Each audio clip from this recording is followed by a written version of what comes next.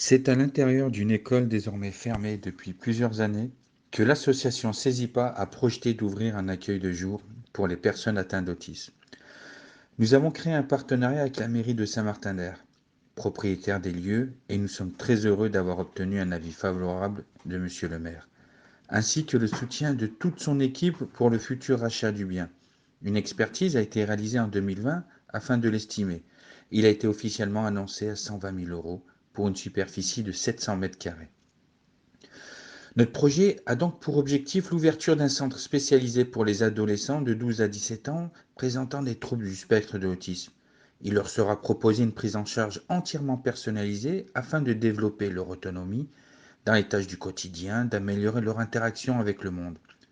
Pour ce faire, CESIPA abordera une approche éducative, thérapeutique et pédagogique, tout encadré par une équipe pluridisciplinaire, en quelque sorte chef de service, neuropsychologue, psychologue, psychomotricien ou motricienne, orthophoniste, éducateur et éducatrice spécialisés, instituteur ou institutrice spécialisée.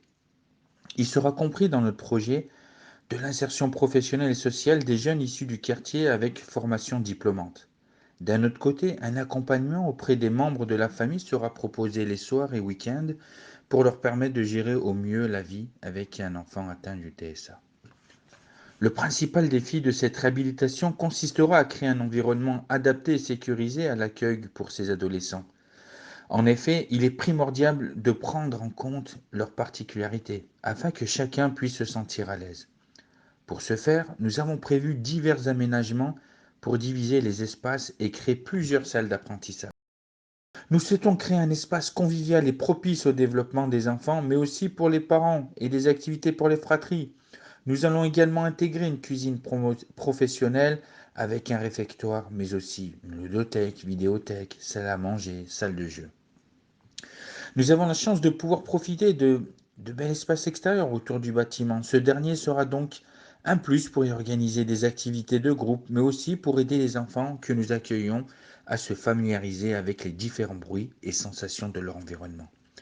Une transition parfaite entre le milieu intérieur, leur zone de confort et le monde extérieur qui représente beaucoup d'entre eux une source d'angoisse et génère des crises.